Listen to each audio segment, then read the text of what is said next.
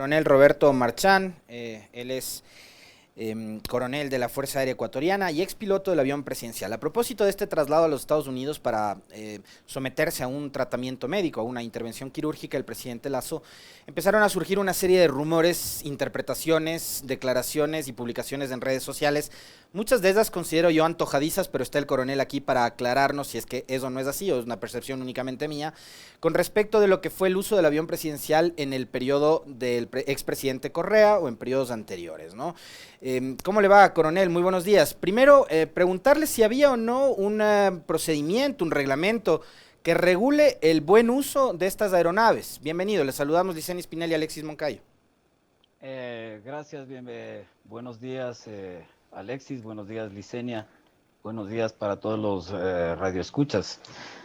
Para contestarle a su pregunta, empezar contestándole su pregunta, de hecho que sí existía, de hecho que siempre ha habido un montón de regulaciones que competen al uso y el buen uso de los aviones presidenciales. Recuerde usted que la tarea que realiza la Fuerza Aérea ahora a través del Grupo de Transporte Aéreo Especial no data ni del tiempo del expresidente Correa. Las tareas de transporte de autoridades y la transporte de la primera autoridad del país la realiza la Fuerza Aérea desde los años 40, desde tiempos de la, si no me equivoco, primera o segunda como es de las presidencias del doctor José María Velasco Ibarra. Entonces es una tarea que se ha ido construyendo poco a poco y obviamente se ha tenido que ir adaptando a las realidades de cada uno de los tiempos que ha habido. Entonces la respuesta a la pregunta que usted me hace, Alexis, es por supuesto que sí, siempre hubo y hay y existen todas las regulaciones que están establecidas para el buen uso de los medios. Y coronel Merchan, buenos días, de saluda Licenia Espinel. Mucho se ha dicho respecto a los destinos que ha tenido el avión presidencial. En este caso, durante la administración anterior se cuestiona por varios medios de comunicación y por varios personajes que hacen opinión que este avión habría parado en sitios considerados como paraísos fiscales y se deja a entender o se deja abierta la puerta para que la gente piense. Se ha tratado de fijar esa opinión en las personas en el sentido de que se cometían actividades irregulares cuando hacían las paradas respectivas en lugares considerados como paraísos fiscales. ¿Qué pasaba cuando se hacían los desplazamientos, coronel? ¿Cuál es la ruta? ¿Cuál es el procedimiento? Gracias, Licenia. Verá, todo, si me permite, y me voy a extender un poco tal vez en la respuesta, porque este es un ámbito técnico que voy a tratar de ser lo más fácil para poder expresarme y para que la gente nos comprenda. El problema se radica en cómo se realizó la auditoría, desde mi punto de vista. La auditoría debió haber considerado dos ámbitos específicos en los que se realizan los desplazamientos.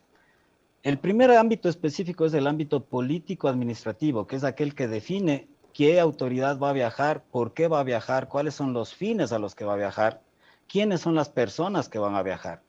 Eso le compete exclusivamente al ámbito político, al ámbito administrativo, es decir, la auditoría, si es que quería saber todos los resultados de cada uno de esos viajes, debió dirigirse directamente a cada uno de estos entes que generaron los viajes, porque los viajes se generan por la autoridad que solicita, que es evaluada y aprobada por la Presidencia de la República, y recién ahí pasa al ámbito técnico operativo, que es el que le corresponde al Grupo de Transporte Aéreo Especial. Es decir, quien define para qué se van, por qué se van, quiénes se van, es la entidad que solicita el vuelo y la entidad que autoriza, en este caso, la Presidencia de la República. Lastimosamente, la auditoría hizo a mi modo de ver, una confusión de los temas y se centró exclusivamente en analizar las estadísticas, los resultados y la documentación existente en el Grupo de Transporte Aéreo Especial, que es el grupo que realiza el vuelo finalmente y cuyo objetivo no es determinar los alcances del vuelo, las personas que van, para qué van, sino simplemente de realizar el vuelo con los más altos estándares de seguridad. Recuerde usted que hay 12 presidentes y jefes de Estado en el mundo que han fallecido. Uno de ellos, lastimosamente, en vuelos presidenciales, en vuelos administrados por sus fuerzas aéreas. Lastimosamente, uno de ellos es el 24 de mayo de 1981, el presidente Jaime Roldós, que se accidentó en un avión de la Fuerza Aérea.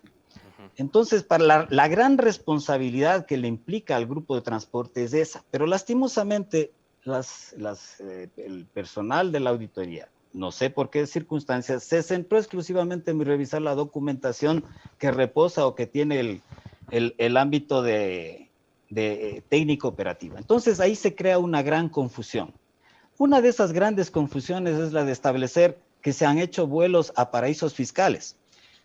De hecho, el hallazgo que dice la auditoría dice vuelos a paraísos fiscales sin registros de peso y equipaje ni manifiesto de pasajeros en varias rutas del viaje.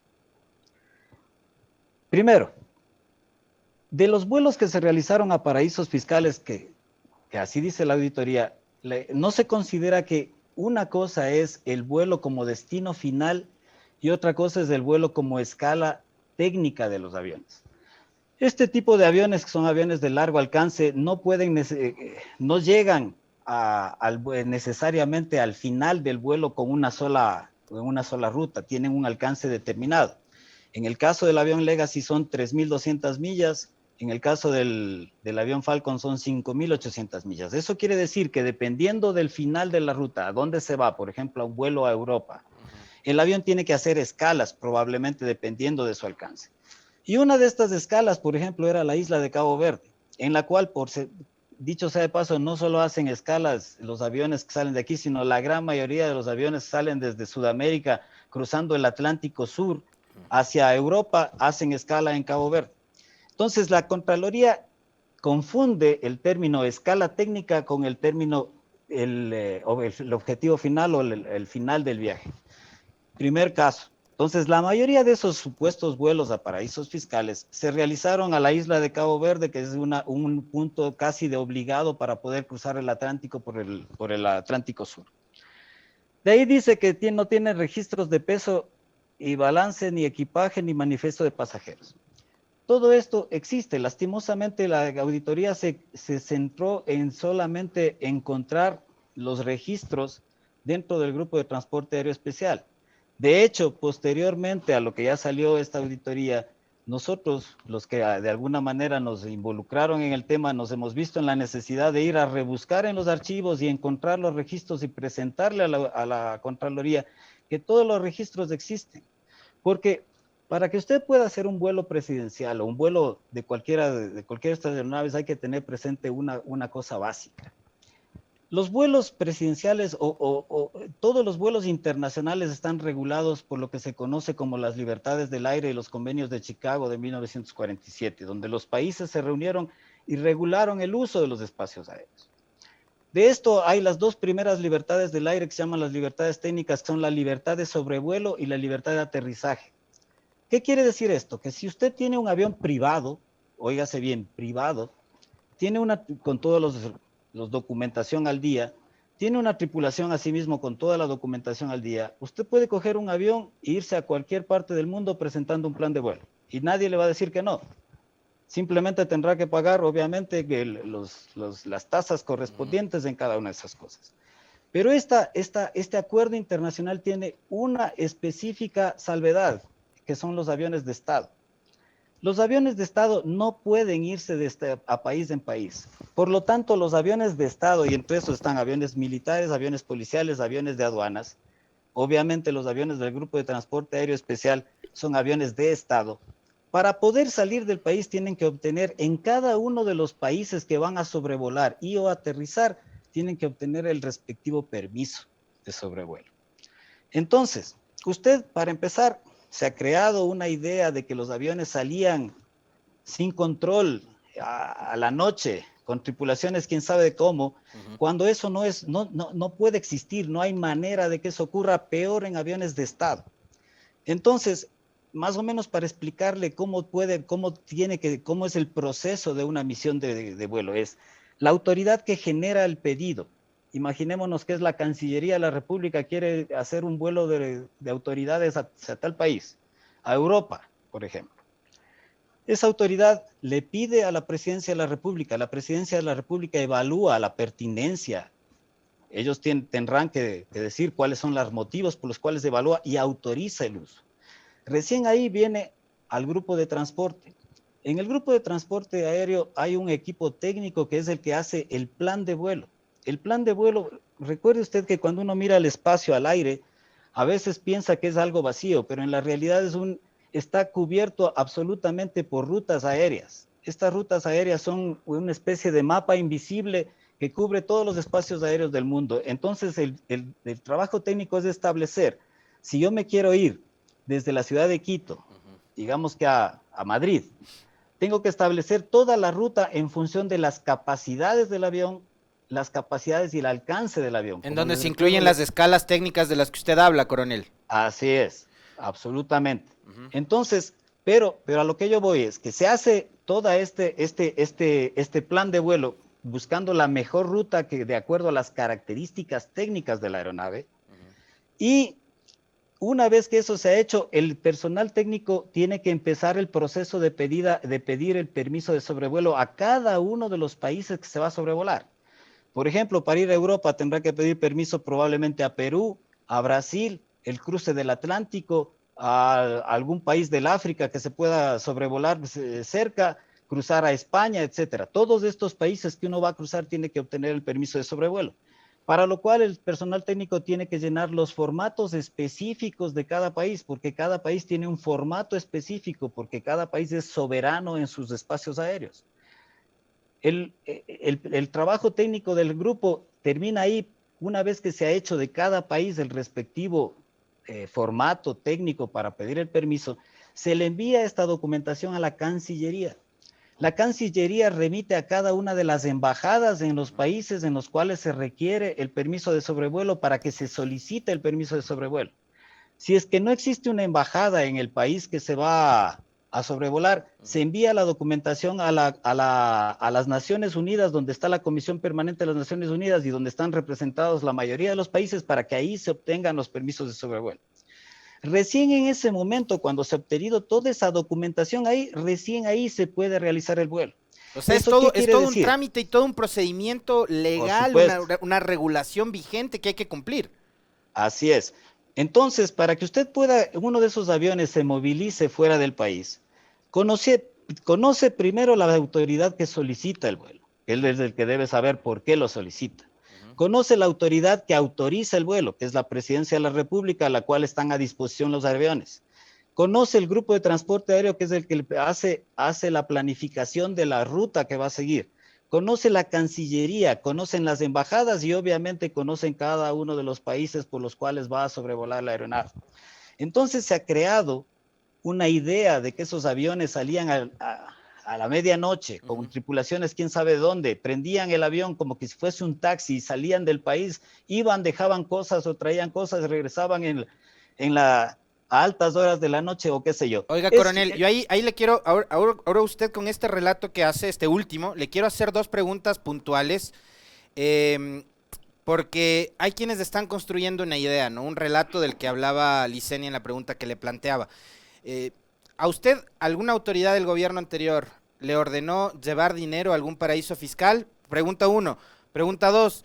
¿Alguna vez usted vio un saco con dinero, maletas con dinero, etcétera, etcétera, como parte del equipaje en el avión presidencial? Mire, ahí hay varias opciones. Primero, la respuesta es absolutamente no. La primera respuesta, absolutamente no. Eso es improcedente, inimaginable, si cabe el término.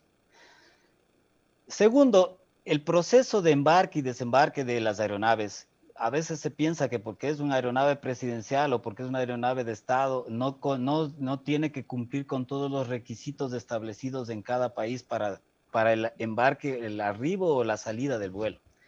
Para que usted pueda empezar el vuelo, usted tiene que empezar el vuelo primero realizando todas las tareas que están establecidas. Por ejemplo, en el caso de los aviones presidenciales, todas las personas, incluso el presidente de la República y todos aquellos que se suben al avión, tienen que pasar por los filtros de seguridad del aeropuerto, tienen que pasar por migración, porque usted no puede volar, así sea presidente de la República, a ninguna parte del mundo si no hace migración.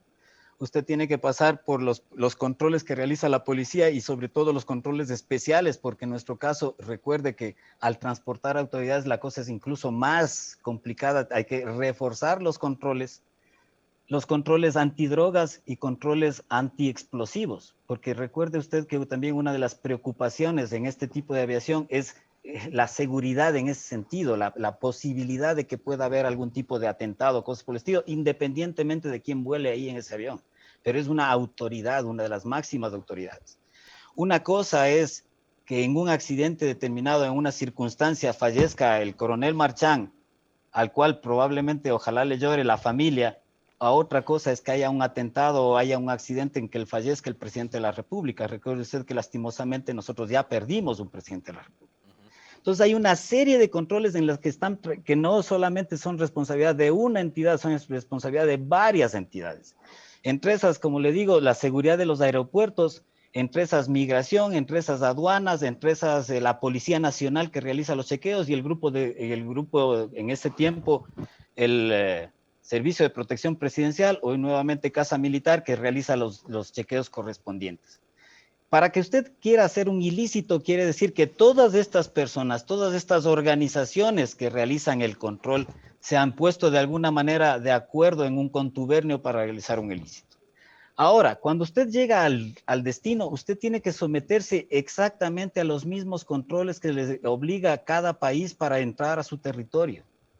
Es decir, usted igual tiene que pasar por aduanas, usted igual tiene que pasar por migración y por todos los controles que le quieran hacer. Le cuento, por ejemplo, una anécdota. Alguna vez en Estados Unidos, llegamos a Estados Unidos en el avión presidencial. Obviamente se bajó la máxima autoridad, que era el presidente de la República en esa época. Los vehículos del Servicio Secreto de Estados Unidos los llevaron a la autoridad.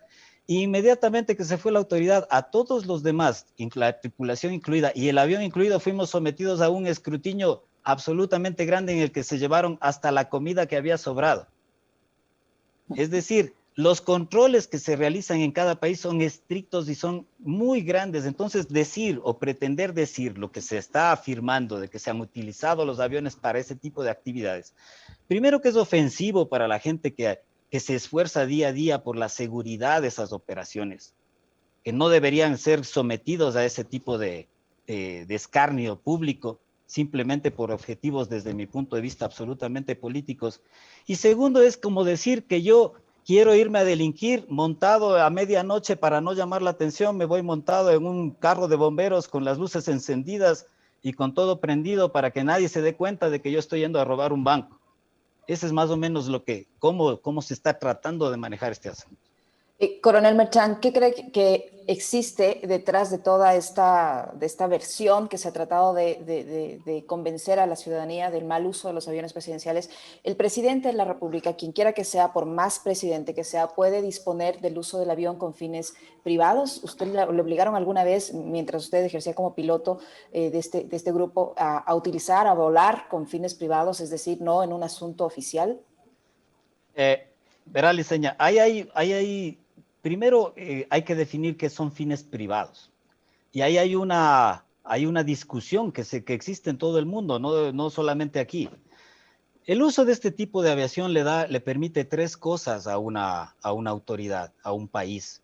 La tercera y la menos importante, pero que es la que lastimosamente la mayor parte de la gente hace o piensa, cree, es el asunto de lujo o el asunto de estatus. El asunto de lujo del estatus probablemente lo utiliza, por ejemplo, un cantante famoso que utiliza un avión ejecutivo para irse a su asunto y se toma fotos y todo lo demás. Pero lastimosamente la gente piensa solo en eso, pero eso es lo menos importante en una aviación de Estado. Lo más importante que le provee una aviación de Estado son dos cosas fundamentales. La primera es tiempo, ahorro de tiempo. Y el tiempo utilizado y bien utilizado son oportunidades. Oportunidades que si son utilizadas son intangibles, que valen mucho más de lo que se está gastando en el tema del traslado del vuelo. Le pongo, por ejemplo, yo estuve en el año 2019 de agregado aéreo en la Embajada del Ecuador en la República del Perú.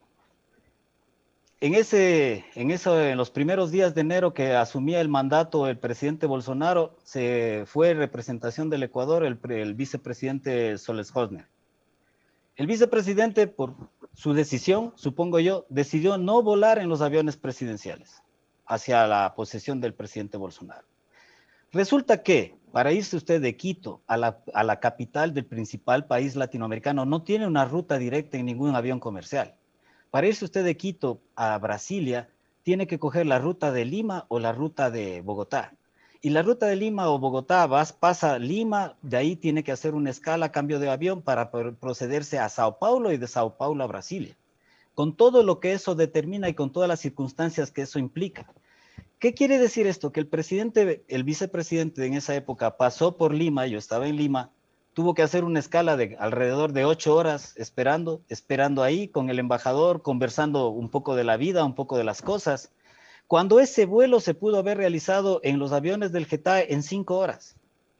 El vuelo directo del Quito hacia Brasilia y regresar, terminar sus actividades y regresar en 5 horas. Desde mi punto de vista, ese es el factor más importante que se obtiene de este tipo de aviación, que es el ahorro de tiempo. Y yo supongo de que el ahorro del tiempo de las autoridades es importante. Y eso es por lo que la gran mayoría de países lo utiliza. El tercer factor, también no menos importante y que hasta el pronto es el que más discusión, es el asunto de la seguridad. Sea quien sea el presidente de la República y el vicepresidente de la República, son las máximas autoridades del Estado y generan afectos y desafectos.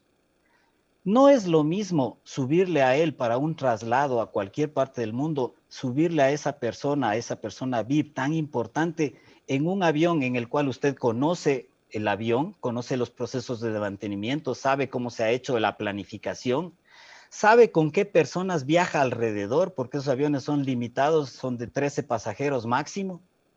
Normalmente pueden volar con 6, 7, 8 pasajeros. Sabe los entrenamientos recurrentes que tiene la tripulación, es decir, usted controla todos esos ámbitos de seguridad. La diferencia de subirle a un avión comercial en el cual la persona que debe ser protegida se está desplazando con 200, con 300 personas de las cuales usted no controla absolutamente nada. Es una enorme diferencia. Desde esa perspectiva, la gran mayoría de países obligan, y eso es una verdad, aunque aquí todavía se discute lastimosamente eso, de que un presidente de la República y un vicepresidente de la República siempre, así sean actividades personales, debería ser trasladado en los aviones que tienen para ese efecto. En este caso, coronel, se ha pretendido cuestionar.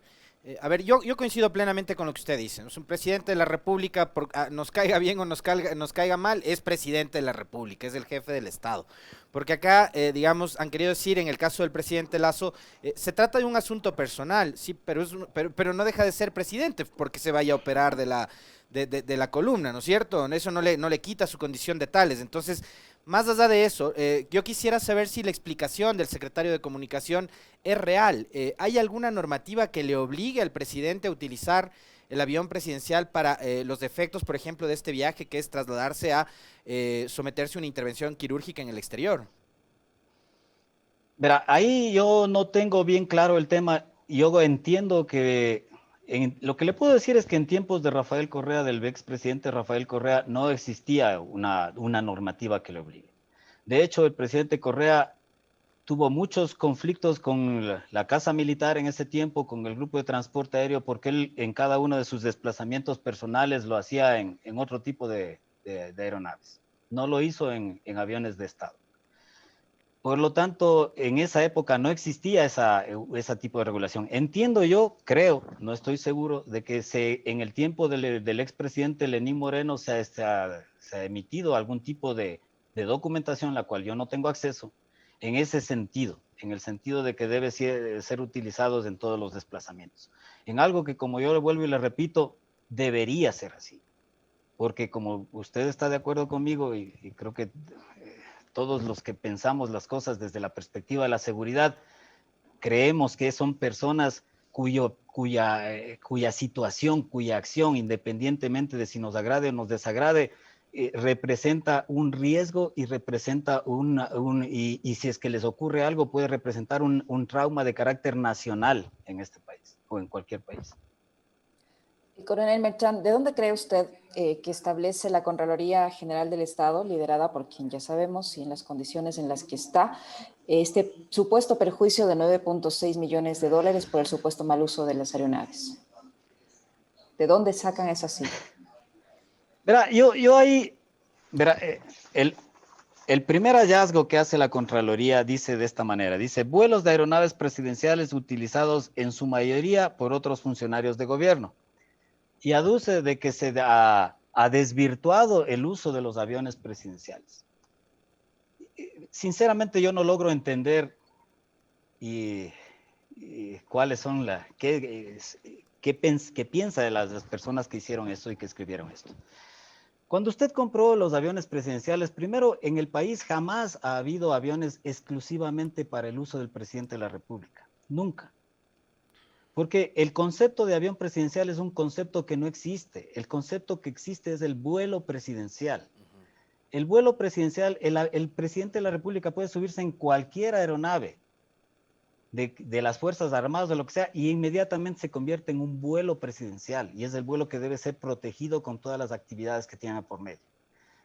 El avión presidencial es un concepto de pronto un poco folclórico y anacrónico, pero nunca ha existido un avión presidencial específicamente para uso del presidente de la República. Nunca en el país. Los aviones que antes habían, por ejemplo, el Avro antiguo que hubo por muchos años, comprado en los años 70 por el presidente Velasco Ibarra, era un avión que era de uso normal y común de la Fuerza Aérea para sus actividades logísticas. Y cuando se pedía por la Presidencia de la República se le utilizaba para transportes presidenciales.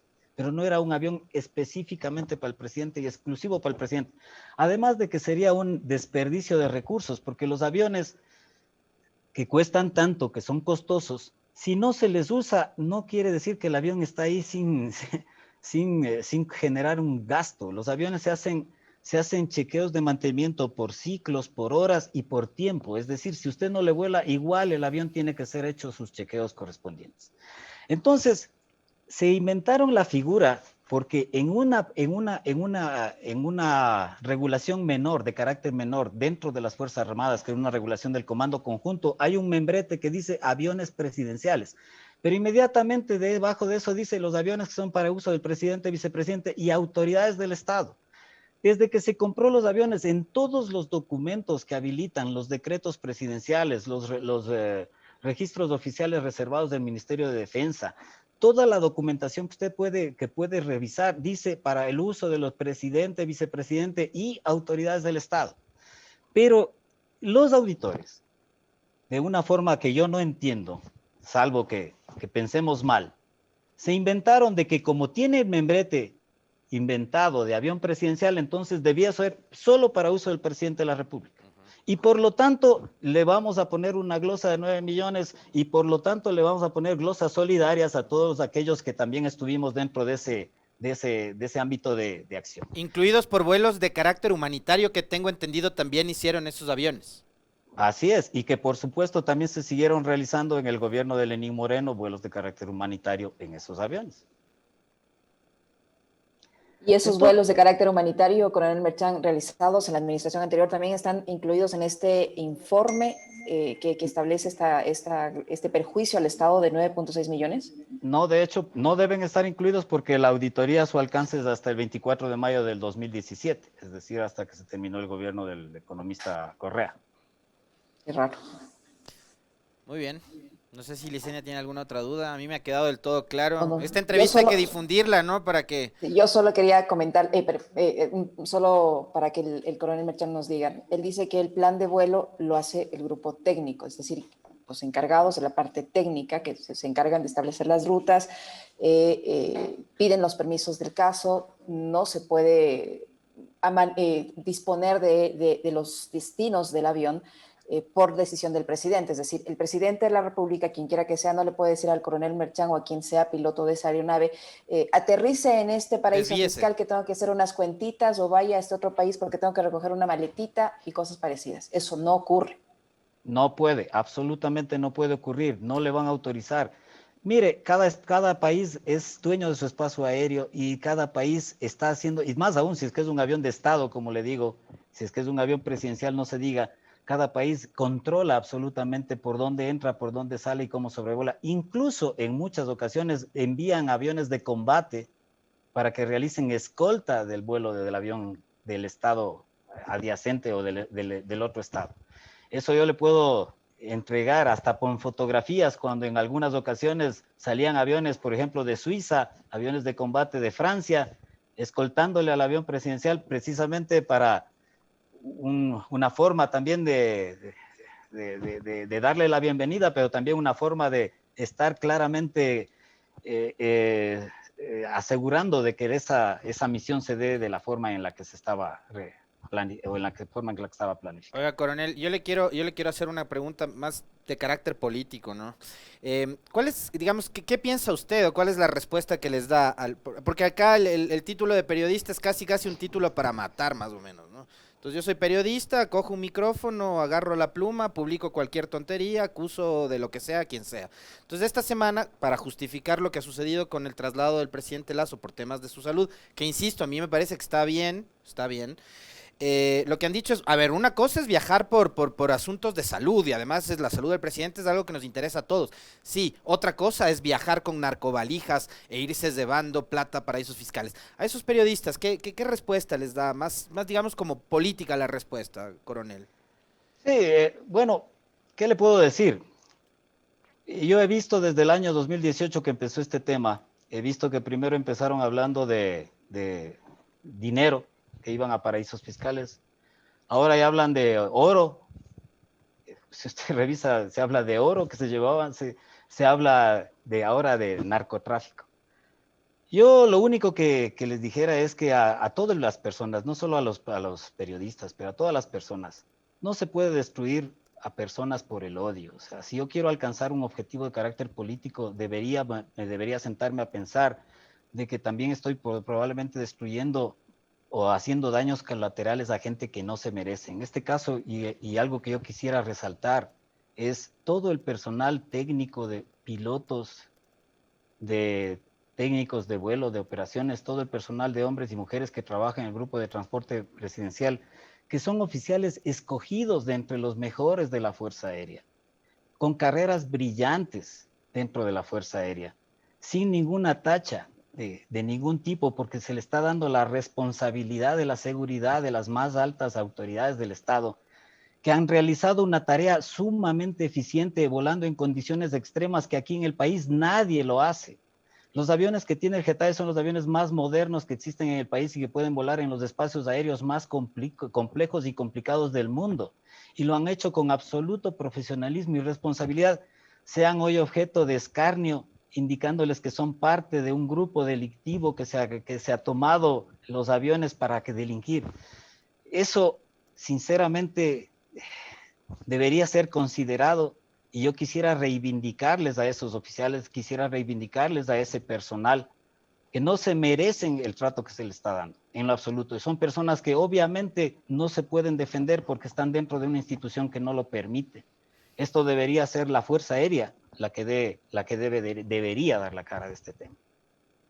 Para finalizar, ahora sí, coronel Merchán, ¿qué decirles a estos genios de la Contraloría, los señores auditores que se convierten en expertos aeronáuticos, que no han podido sacar a la luz toda la información que esta nos ha proporcionado, porque seguramente no pudieron buscar más allá de sus narices?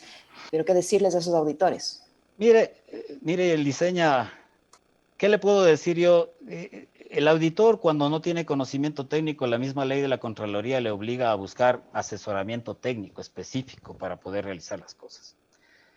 Pero lastimosamente en esta auditoría, el asesor técnico que tuvieron es una persona que una vez que salió la auditoría, y esto yo le dejo ahí la tarea para que usted piense, una vez que la auditoría salió, este asesor técnico pasó a ser director de aviación civil del país.